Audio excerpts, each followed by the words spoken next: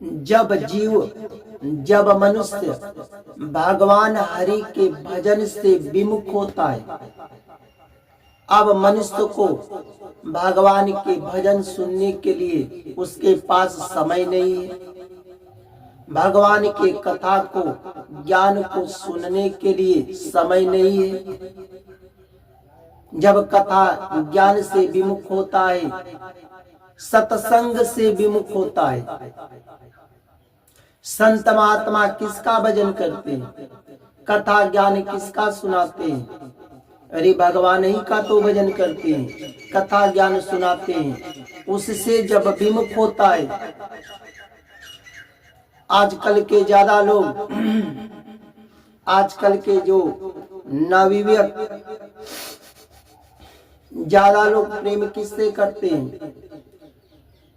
नाच डांस देखने में, क्रिकेट सुनने में, पिक्चर देखने में जो प्रेम बढ़ाते हैं, तो इस क्या होता है? नैतिक पतन होता है,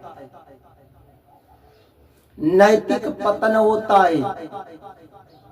तो जब आप भजन से विमुख है, भगवान के कथा ज्ञान से विमुख है, तो आप भगवान के प्रेम से दूर हैं। आप कथा ज्ञान सुनेंगे नहीं तो दया आएगा नहीं, कर्म का भी ज्ञान नहीं होगा, कर्म क्या करना है। तो भजन से दूर होंगे, कथा ज्ञान से दूर होंगे, ईश्वर से दूर होंगे। नाच गाना में तुम्हारा प्रेम बढ़ेगा, क्रिकेट सुनने में प्रेम बढ़ेगा, पिक्चर देखने में मन जाएगा, तो क्या होता है? नैतिक पतन होता है। रामचरितमानस में राम जी ने नैतिक पतन के 3 कारण भी बताए। कितने कारण बताए? 3 कारण बताए। अरण्य कांड में लिखा है, राम जी अपने भाई लक्ष्मण से बताते हैं, क्या? नैतिक पतन के कारण बताते हैं। क्या बताते हैं? तातते नियति प्रबल खल, काम क्रोध यरु लोभ। तातते अति प्रबल खल, काम क्रोध अरु लोभ। राम जी अपने भाई लक्ष्मण से कहते हैं, हे तात, काम, क्रोध, लोभ, ये तीनों क्या है? ये तीनों दुष्ट है। क्या है? तीनों दुष्ट है। ये 3 अवगुण है, और तीनों अवगुण रहता है कहाँ? मनुष्य के शरीर में ही तो रहता है। भले कोई मनुष्य का शरीर धारण किया है, जो तीनों से प्रेम करते हैं, तीनों को पसंद करते हैं, तीनों को अपने शरीर में रखते हैं, आप बताओ उसको आप सज्जन कहोगे कि आप दुष्ट कहोगे? तो सज्जन बनना है तो तीनों को त्यागना भी पड़ेगा, तीनों को त्यागना भी पड़ेगा। लोभ को किसका बल होता है? लोभ को इच्छा का बल होता है। जो अपने पास नहीं है उसी का लालच भी करता है, तो लोभ ही तो है। अरे जो तुम्हारे पास पहले से धन मौजूद है, चाहे बाप दादा में तुम्हारा घर हो, जमीन हो, जितना परिश्रम करके बनाए हो उसी पर संतोष करो। पर जो अपने पास नहीं है उसी का लालच है। कल इतना कमा लेंगे, परसों इतना कमा लेंगे, ये बना लेंगे, कर्म किए नहीं, लालच चला गया। दूसरे के धन को लालच है, दूसरे का धन हड़प करके बना लेंगे, दूसरे का जमीन लूट करके बना लेंगे। ये क्या इच्छा ही तो है। लोभ का त्याग करो। काम स्त्री का बने, एक काम अभी पूरा नहीं, दो को सोच लिए, दो पूरा नहीं, चार। क्रोध, क्रोध क्या है? क्रोध,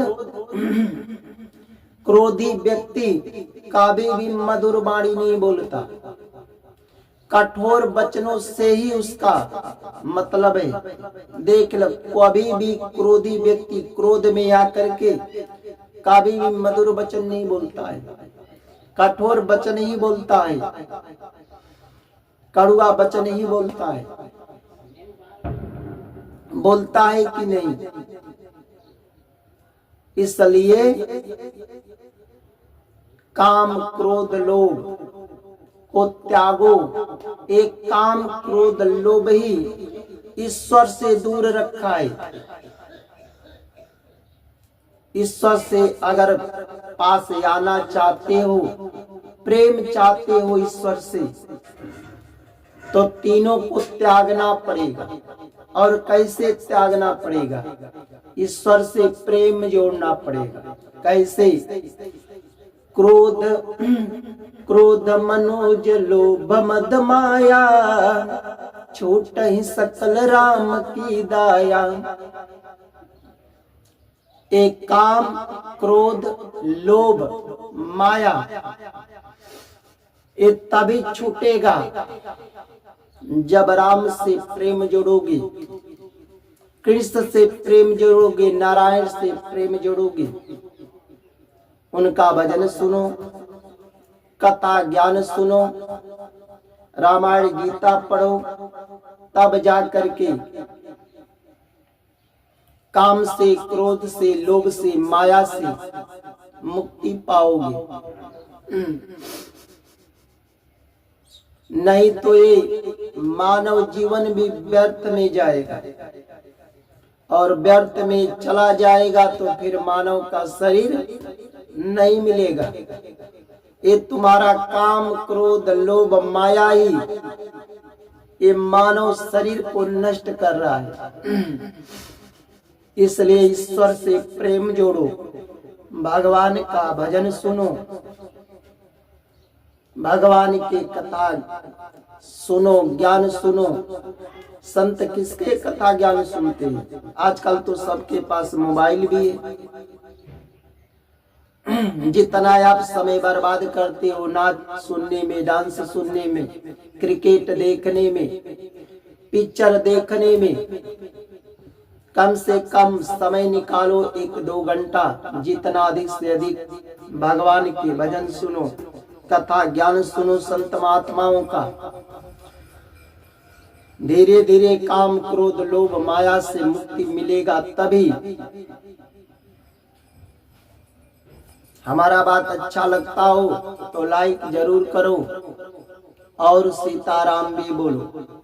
बोलो सीताराम की जय, सीताराम की जय।